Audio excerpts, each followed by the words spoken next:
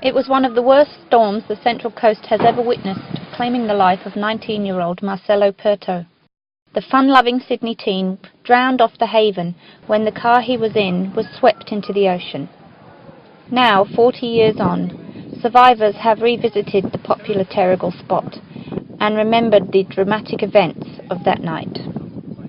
After I got out of the car, I was tangled up in the cable of a caravan, and the caravan got blown out into the middle of the bay, and I climbed aboard the caravan for flotation because the waves were really big and I was getting bashed around. I had a real lot of trouble hanging on to the caravan. I'd get washed off and then have to clamber back on, and I come up with the idea of jamming my leg down the skylight, and that sort of held me on the caravan while the waves were crashing into me. But then the caravan started to sink, and I realised, geez, I better get my leg out of this or I'll go down with it. And so I was pretty fortunate to get my leg out because I'd wedged it in pretty good. Anyway, I got my leg out and the caravan sunk, and there I was all alone in the water. And I steeled myself to stay in the water until the sun came up, because I had no idea where the land was. All the power was out and it was very dark. You just couldn't see anything. I had really no idea where the land was. After a while, I saw these headlights off in the distance. Seemed a long way away. I can still remember them now. I'm getting a mental picture of it. And these headlights were sort of going around and around, and I realised that that's where the land was. So I memorised where that point was and started making my way towards that.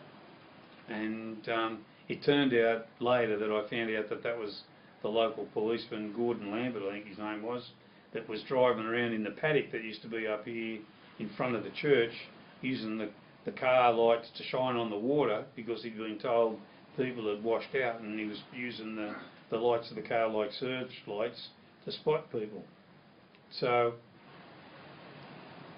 yeah, I made my way to that point, and as I got closer, the ocean was picking up and there was all these huge big waves, and I thought to myself, I could catch one of these waves. Anyway, I caught the wave, and I can remember just bouncing down the front of this wave on my belly. I must have bounced 4 or 5 times, and this little voice in my head said, pull out, pull out, pull out. And the only thing I could think of doing was doing a series of forward rolls, and eventually the wave went over the top of me, and I was able to put my feet down on something, and I looked up, and there was a concrete wall in front of me, not far, and it was the concrete wall of the swimming pool down here. And I looked to my right, and we used to call it Granny's Rock. There's a big rock there, and then I knew that the underwater caves underneath the headland were there. Then there was a big roar, another wave come along, and then in a single bound I jumped out of the water, over the top of that concrete wall and into the pool. And I thought, oh, I'm in the pool, I'll be safe. But the waves were hitting the side of the headland and bouncing off, so that a big side wash started going along the beach. So you had the side wash hitting the forward wash, and they were very big waves, so it was really, really messy. You know, I got washed out into the shore break and got pummeled around for quite a while, and then ended up getting washed up this drain.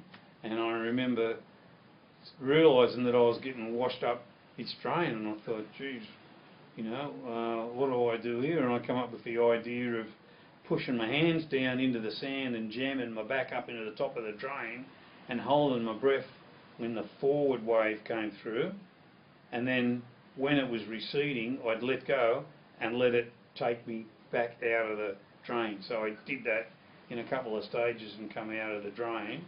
And then when I come out of the drain, there was a gap in the shore break.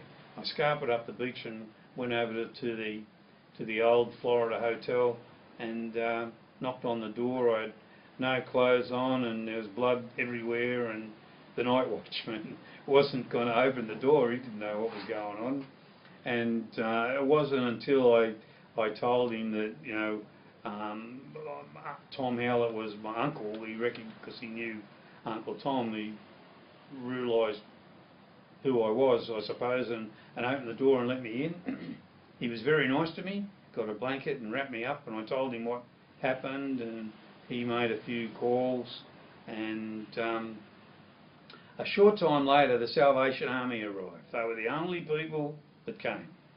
The Salvation Army came and they brought some clothes for me to wear, otherwise I didn't have any clothes.